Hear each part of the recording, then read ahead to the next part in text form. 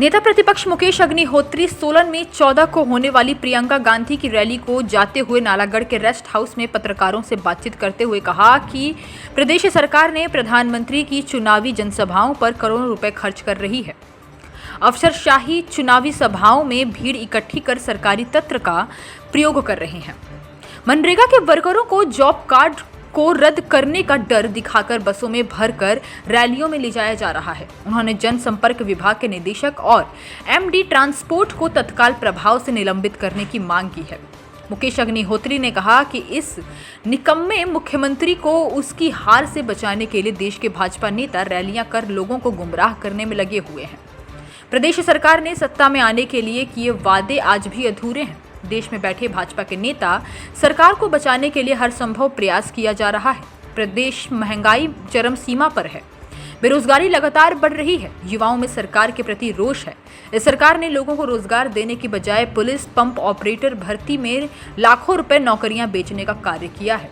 उन्होंने आउटसोर्स पर लगे लोगों को पक्का करने, भूमिहीनों को मकान बनाने के लिए जमीन देने और पुरानी पेंशन की बहाली की बात कही। इस मौके पर प्रदेश कांग्रेस महासचिव बावा हरदीप सिंह, ब्लॉक कांग्रेस अध्यक्ष हुसन ठाकुर भी उपस्थित रहे।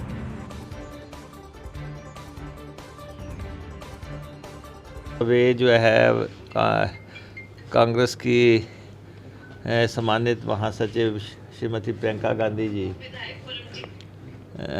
उनका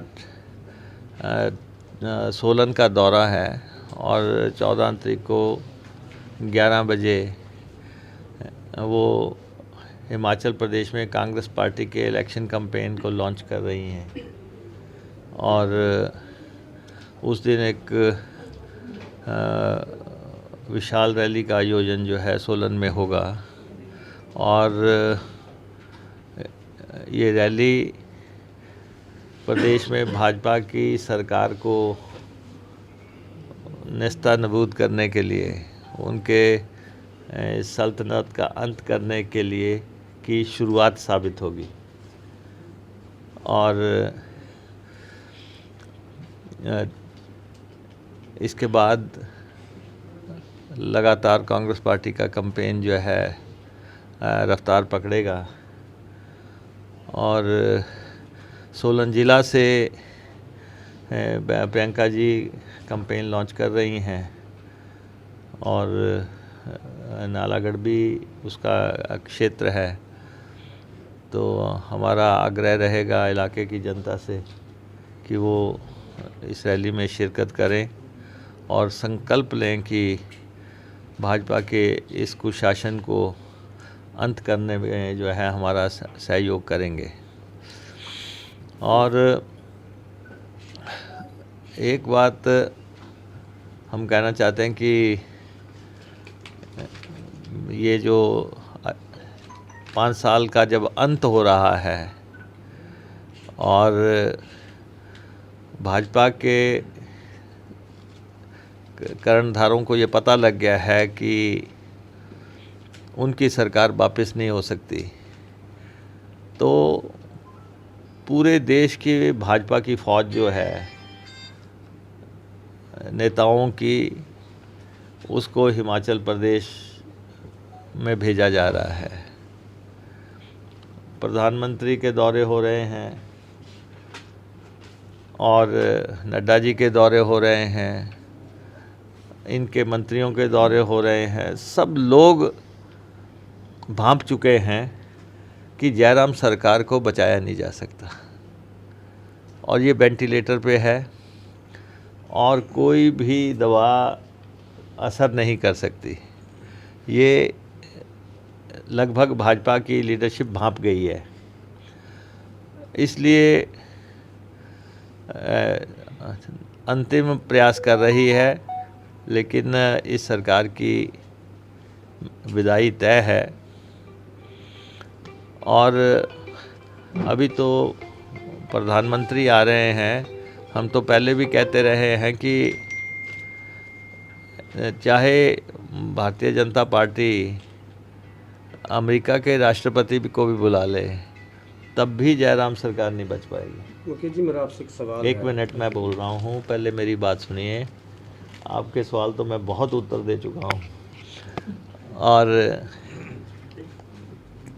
क्योंकि 5 साल के दौरान जो प्रदेश में हुआ है, सिर्फ 2 ही काम हुए हैं। ऊपर हेलीकॉप्टर उड़े हैं और नीचे नाटियाँ पड़ी हैं। इसके अलावा जयराम की आंसर शीट पूरी तरह ब्लैंक है। जो उत्तर पुस्तिका है वो पूरी तरह खाली है और इसमें कोई भी जो एग्ज़ामिनर है या जो भी नेता बाहर से आएंगे वो नंबर देने की स्थिति में नहीं है। लेकिन पिछले सवा सौ जो रैलियां की हैं भाजपा ने हिमाचल प्रदेश में, और जो प्रचार पे खर्च हुआ है, होर्डिंग्स पे खर्च हुआ है, एजेंसियों पे जो खर्च हुआ है, इस जयराम सरकार के प्रचार तंत्र पे हिमाचल प्रदेश के कोष से 500 करोड़ रुपया खर्च हुआ है। ये सब नेता जानते हैं, मुख्यमंत्री भी जानते हैं और उनके साथी भी जानते हैं कि जो जितने भी सर्वे आए हैं, जितने भी भाजपा ने सर्वे करवाए हैं, जितने भी अन्य जो एजेंसियों ने सर्वे कराए हैं, चाहे वो CID के सर्वे हैं, चाहे वो IB के सर्वे हैं, चाहे किसी भी एजेंसियों के सर्वे हैं, उसमें बिल्कुल स्पष्ट है कि भारतीय जनता पार्टी की सरकार नहीं बन रही है। और इसलिए विचलित है। टेलीविज़नों पे जो है पेड सर्वे लगवाए जा रहे हैं, टेलीविज़नों पे पैसे दे के सर्वे लगाए जा रहे हैं कि भाजपा आ रही है। ये सब जो है झूठ है, भ्रम है, झांसेबाजी है। भाजपा हर हालत में भाजपा की सरकार को जाना है। हिमाचल प्रदेश में भाजपा की सरकार का कोई मतलब नहीं। अब जो है दूसरी पार्टियों से लोग तोड़ने के लिए पूरी ताकत लगाई हुई है, विधायकों को डरा रहे हैं, दहशत फैलाई हुई है, खौफ का वातावरण खड़ा किया हुआ है। और जो स्थितियां पूरे प्रदेश में रही हैं, आप देखें कि कल मुख्यमंत्री ने 1000 करोड़ रुपए के शिलान्यास किए। अरे 5 साल क्या झक मारते रहे आप कल जो है 200 शिलान्यास कर रहे हैं CM ऑफिस से। मुख्यमंत्री को खुद भी नहीं पता कि मैं किसका शिलान्यास कर रहा हूँ, कहाँ का कर रहा हूँ, किधर का कर रहा हूँ, कहाँ पार्टी लग रही है, किधर लग रही है। और 1000 करोड़ रुपए के शिलान्यास दम तोड़ते तोड़ते, ये जो सत्ता में बने रहने की तमा होती है, अब उनकी समझ से बाहर है कि करें क्या। तो जो है कोर्ट से 48 घंटे पहले अगर कोई मुख्यमंत्री शिमला बैठे रिमोट से 1000 करोड़ के शिलान्यास कर रहा है, तो आप अंदाज़ा लगा लें, ना वो उस मुख्यमंत्री को पता है, ना उन अफसरों को पता है, ना वो इलाके वालों को पता है, ना वो किसी सोसाइटी को पता है कि हुआ क्या है। तो ये अब बौखलाहट है कि, और अंत में प्रधानमंत्री के दौरे करवा के या नेताओं के दौरे करवा के, अब तो जब डूबेगी कश्ती तो डूबेंगे सारे। तो भाजपा का डूबना निश्चित है। और ये जो स्थितियां बनी हैं कि आप काम किया नहीं, और अब जो है जो कांग्रेस घोषणा पत्र पे अमल किया नहीं। आज भारतीय जनता पार्टी ये बताने की स्थिति में नहीं है कि 65,000 करोड़ के नेशनल हाईवे क्यों नहीं बने। आपने वायदा किया था पिछले इलेक्शन से पहले 69 नेशनल हाईवे बनेंगे, वो क्यों नहीं बने, भाजपा बताने की स्थिति में नहीं है। जो इन्होंने कहा था 4 लेन्स बनेंगी, वो 4 लेन्स नहीं बनी, आज भाजपा बताने की स्थिति में नहीं है कि क्यों नहीं बनी। जो इन्होंने कहा था हम 4 गुना मुआवजा देंगे, 4 गुना मुआवजा इन्होंने दिया नहीं। हवाई पट्टी कोई बनी नहीं और रेल लाइन कोई बनी नहीं। आपको हैरानी होगी कि कल रात को एडवर्टीजमेंट जारी हो रही थी ऊना से हमीरपुर रेल लाइन के लिए, और लास्ट मिनट पे उसको हटाया गया कि भाई बजट में 1000 रुपया है,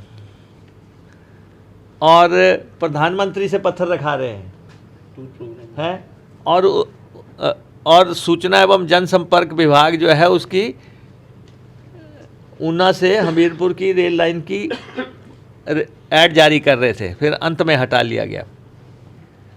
किसी योजना का जयराम जो पिछले 3 महीने से कर रहे हैं उसका कोई प्रावधान नहीं है।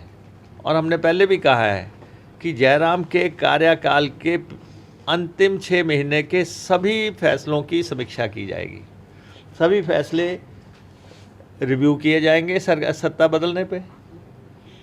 और दूसरा जो है, जो जिस तरीके से इन्होंने, असल में तो मुद्दे दो मुद्दे बहुत अहम हैं। एक महंगाई से लोग त्रस्त हैं और ये महंगाई की बात नहीं करने देना चाहते। और दूसरा जो है बेरोज़गारी, और ख़ास तौर पे जिस ढंग से नौकरियों में लूट हुई है। एक्चुअली तो भाजपा का शासन झूठ और लूट की एक कहानी है। पर झूठ बोलते जा रहे हैं, लूट करते जा रहे हैं।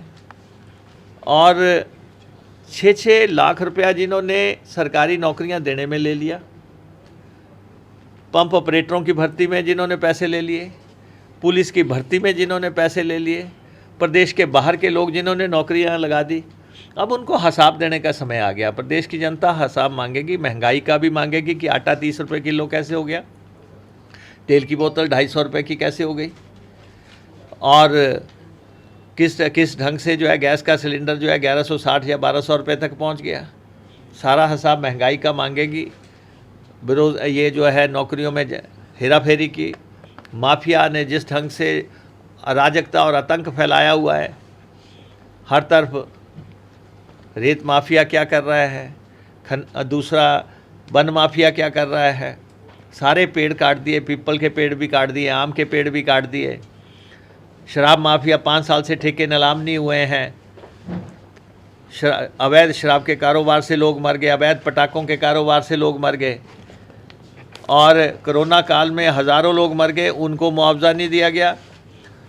और अब जो है पशु मर रहे हैं, पशुओं को कोई मुआवजा किसी को नहीं दिया गया।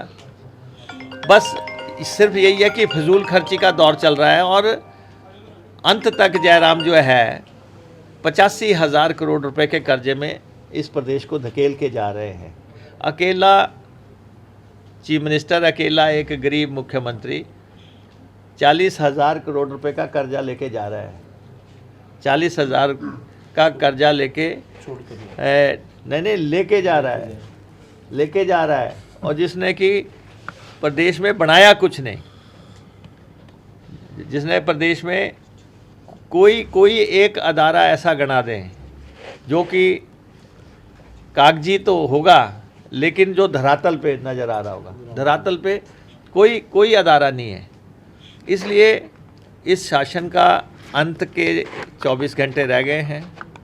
कल से ये महासंग्राम महारैली के साथ ही शुरू हो जाएगा, और जयराम सरकार के पतन की दास्तां कल से लिखनी शुरू हो जाएगी। अरे देश की भाजपा को पता लग गया कि जयराम ने पार्टी डुबा दी, इसीलिए ये सारी ताकतें आ रही हैं। ऐसा है कि इतनी ताकतों को लगाने का, कोने कोने पे जो है बंदे बैठाने का जो प्रयास हो रहा है, लेकिन वोटें तो अंदर के लोगों ने डालनी है। अंदर के लोगों ने मन बना लिया है, और पूरे 30 दिन के बाद हिमाचल प्रदेश में कांग्रेस की सरकार स्थापित होगी। लोगों का मन बना हुआ है। आपने देखना यहाँ होगा क्या। सर फिर आप लोगों के नेता ही क्यों वहाँ शिफ्ट हो रहे हैं भारतीय जनता पार्टी? नहीं, ऐसा कुछ नहीं है। जो नेता कांग्रेस को चाहिए वो सब हैं। ऐसा कुछ नहीं है। जो नेता कांग्रेस को चाहिए वो सब हैं। मैं आपको ये बता देना चाहता हूँ, जिसको हम लड़ाना चाहते हैं, जो लड़ेंगे वो सब हमारे पास हैं। देखिए एक बात है कि कुछ जो लोग निराश हैं वो पार्टियां छोड़ सकते हैं, क्योंकि जिन लोगों को पता लग जाता है कि टिकट हमें नहीं मिल रहा है या हमें दिक्कत है, वो अपने फैसले करते हैं। लेकिन मैं इतना आपको ये कह देता हूँ कि कांग्रेस के टिकट मेरिट पे टिकट होंगे। कार्यकर्ताओं की भावनाओं के मुताबिक टिकट होंगे और टिकट में अभी भी हम जो है बाकी पार्टियों से आगे हैं। डिस्कशंस हमारी चल रही हैं, डायलॉग हमारे चल रहे हैं, हर किन पहलुओं पे डिस्कशन हो रही है, जो किंतु परंतु हैं वो सारे हल किए जा रहे हैं। ये लहर का कहर भाजपा पे बरसने वाला है, ये लहर का कहर है और भाजपा को आभास हो गया है, भाजपा को आभास हो गया है, सर्वेज ने बता दिया है, एजेंसियों ने बता दिया है, नेताओं की दौड़ ने बता दिया है, सब कुछ जब इन्होंने देख लिया तो उसके बाद अब फर्जी सर्वे लगा रहे हैं। फर्जी सर्वे लगाने से कुछ नहीं होगा, क्योंकि वोटर का मन तय है, वोटर का मन तय है। अब आप देखो, कर्मचारियों का मैं आपसे बात करना चाहता हूँ। कर्मचारियों को ओल्ड पेंशन स्कीम इन्होंने नहीं दी, हम देंगे, हर हालत देंगे। जयराम पूछते हैं कि आप कहाँ से देंगे, ये तो हमारा काम है कि हम कहाँ से देंगे, किस ढंग से। आपकी तरह हम फजूल खर्ची तो करें नहीं, हम आपकी तरह 4-4 हेलीकॉप्टर तो रखेंगे नहीं, हम आपकी तरह बुलेट प्रूफ गाड़ियाँ तो खरीदेंगे नहीं, हम आपकी तरह 4 साल ठेके बिना नीलामी से तो रखेंगे नहीं, हम आपकी तरह जो है रॉयल्टी जो है जो खनिज की आनी थी उसको जेबों में तो भरेंगे नहीं, और उसके बाद पड़ोसी राज्यों से जो हक है वो हम हासिल करेंगे, केंद्र से जो लड़ाई है वो हम अपनी लड़ाई लड़के अपने हिस्सा लेंगे। तो इसलिए आपने कुछ नहीं किया, रिसोर्सेज कहाँ से आएंगे ये आपके सामने होगा। अगर अकेला फजूल खर्ची पे ही नियंत्रण हिमाचल सरकार कर लेती, आपने 1000 गाड़ियाँ खरीद ली, आप जो है राजा महाराजाओं पे अटैक करते हो और नए नवाब आ गए हैं जिन्होंने फजूल खर्ची के तमाम रिकॉर्ड तोड़ दिए हैं। और उसके बाद जो है कर्मचारियों को पेंशन हमने देने का वायदा किया है, उनको अपॉइंटमेंट की डेट से सीनियरिटी हम देंगे, कर्मचारियों को अपॉइंटमेंट की डेट से हम उनको सीनियरिटी देंगे। और उसके बाद कर्मचारियों के जो एरियर्स हैं वो सैकड़ों करोड़ रुपए में हैं, 50,000 रुपये दे के जो है हर कर्मचारी को इन्होंने जान छुड़ा ली, वो सारा एरियर हम देंगे। वो भी नहीं आया, वो भी हम देंगे, एरियर भी हम देंगे। और उसके बाद जो हमारे जो 35,000 आउटसोर्स कर्मचारी हैं, अब इतना कह दिया कि हम नीति बनाएंगे, आपने अंतिम दिन तक तो बनाई नहीं, आपका समय अवधि समाप्त हो गया। हम जो है आउटसोर्स की नीति के तहत स्पष्ट ऐलान कर रहे हैं कि हम आउटसोर्स को सरकारी सेवा में लेने की शुरुआत करेंगे। आउटसोर्स को सरकारी सेवा में हम लेंगे और बिचौलिया को हटाने की परंपरा शुरू होगी। ये अभी जो जितने भी ठेकेदार हैं सब भाजपा के लोग ठेकेदार बने हुए हैं, सरकार के कोष से पैसा आता है, 2-3 हज़ार रुपया उनकी जेब में चला जा रहा है, कर्मचारी को जा नहीं रहा है। तो आउटसोर्स को हम देंगे। उसके बाद करुणा मूलक जो है उनको एक मुश्त नौकरी देने का प्रावधान हम करेंगे। करुणा पुलिस वालों को जो है कॉन्ट्रैक्ट पीरियड जो है अब 2 साल का है, अब जो है हम उसको आखिरी पायदान पे 1 साल पे ले आएंगे। कॉन्ट्रैक्ट जो है 1 साल का ही होगा, बाकी सारी रेगुलर नौकरी होगी। हम पक्की नौकरी, स्थायी नौकरी, 58 साल की नौकरी और पेंशन वाली नौकरी वो हम मुहैया करवाएंगे। और उसके बाद पुलिस वालों का कॉन्ट्रैक्ट जो है 8 साल वाला चल रहा है, उसको 2 साल पे लाएंगे। होमगार्ड को 12 के 12 महीने जो है किस ढंग से नौकरी उपलब्ध करवानी है उसकी शुरुआत हम करेंगे। हर वर्ग विशेष के जो भी प्रॉब्लम्स हैं वो सारे हम हल करेंगे। अब ये अंतिम दौर पे आके नोटिफिकेशन करने से तो कोई फ़ायदा नहीं है। आपने कोई बजट का प्रावधान नहीं किया। एसएमसी को हम रेगुलर करेंगे। जो लोग इतने साल से सरकारी सेवा में लगे हुए हैं, हम उनका हल निकालेंगे। कर्मचारी बड़े महत्वपूर्ण मसला है। और ये सवाल ये जयराम जी ने कहा कि ये असंभव है, कर्मचारियों को पेंशन देना असंभव है। हम उनको ये कह देना चाहते हैं कि नवंबर के मिड नवंबर में ये सब संभव होगा, ये संभव हो जाएगा मिड नवंबर में, कर्मचारियों का जितने भी मसले हैं। और यही नौकरियां बेचने वाले तो बचेंगे नहीं, ये तो हम स्पष्ट बता देते हैं कि जितने भी बड़े पैमाने पे धांधली की गई है ये बचने वाले नहीं हैं। और हम एक जो है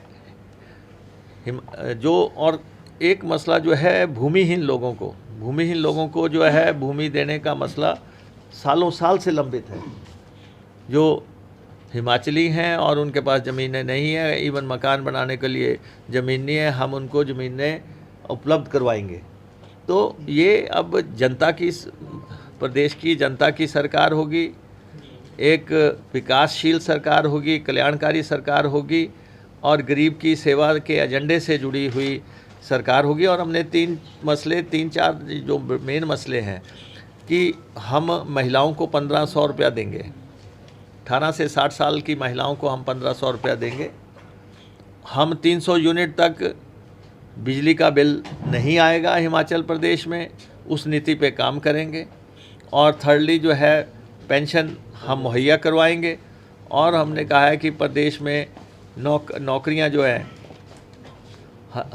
किस ढंग से हर आंगन तक पहुंच सकें, भाई भतीजावाद से हट के, उस नीति पे हम काम करने वाले हैं। और महिलाओं को 1500 तो मैंने बोल ही दिया। और साथ में ये जो हमारे इलाके हैं बॉर्डर से जुड़े इलाके हैं जहाँ पे खेत को बाड़बंदी होनी है, ये जो जाल लगने हैं 6 फुट का जाल हम लगवा के देंगे और 90% सब्सिडी हम देंगे, 90% सब्सिडी हम देंगे। और सेकेंडली ये ट्रैक्टरों की सब्सिडी में जो लूट है इसको बंद करके हम हर व्यक्ति जो ट्रैक्टर खेत के लिए खरीदेगा उसकी सब्सिडी बराबर करेंगे। ये नहीं है, ये चंद लोगों की ये कोई लूट की जगह नहीं है। तो मुद्दों के आधार पे एक काम हमने करना है। और इस शासन में आप देख रहे हैं कि कितने बड़े पैमाने पे रेप्स हुए हैं, अपराध हुए हैं। 1600 के आसपास जो है रेप जयराम सरकार के शासन में हुए हैं, 400 के आसपास कत्ल इस सरकार के। एक्सीडेंट्स ने सारा रिकॉर्ड तोड़ दिया। और आपके इस एरिया में तो एक्सीडेंट किस ढंग से हो रहे हैं उसको देखते हुए हमें क्या कदम उठाने हैं, वो सारी चीज़ों पे हम काम करेंगे।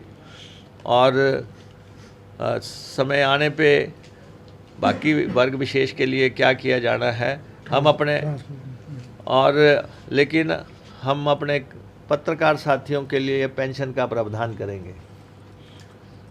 उनके लिए चाहे वो जिला स्तर पे है, चाहे वो मंडल स्तर पे है, चाहे वो राज्य स्तर पे है, उनके लिए जो है एक स्थायी नीति बना के जो है हम उनकी आवासीय योजना दिखते हैं, चाहे उनकी पेंशन की दिखते हैं, उन सब पे हम तत्काल सरकार बैठने के बाद ही डायलॉग शुरू करके सारे स्टेक होल्डर्स से सबसे बातचीत शुरू करके। और यहाँ के लोगों को हम ये कहना चाहते हैं कि ट्रक यूनियंस को हम मरने नहीं देंगे। ट्रक यूनियंस जो हैं और सरकार ने ट्रक यूनियंस का पक्ष ढंग से पेश नहीं किया। ये सरकार पूंजीपतियों के साथ मिली रही। पूंजीपतियों ने मिल के यहाँ पे 1 लाख से भी ज़्यादा ट्रकर्स हैं, जो कि नालागढ़ में हज़ारों ट्रक हैं, बद्दी बरोटीवाला में यहाँ पे ट्रक्स हैं, टालीवाल में ट्रक्स हैं, उधर बरमाणा में ट्रक हैं और पूरे प्रदेश में ट्रक्स हैं। उनको मैं ये कह देना चाहता हूँ कि आपके ट्रकों को किसी कीमत पे भी बिकने नहीं दिया जाएगा। आपके साथ बैठ के एक नीति का समाधान किया जाएगा। और मैं पूंजीपतियों को बिल्कुल स्पष्ट कहना चाहता हूँ, हमारे चाहे खिलाफ काम करें, आपको ट्रक डालने का फैक्ट्रियों में कोई अधिकार नहीं है।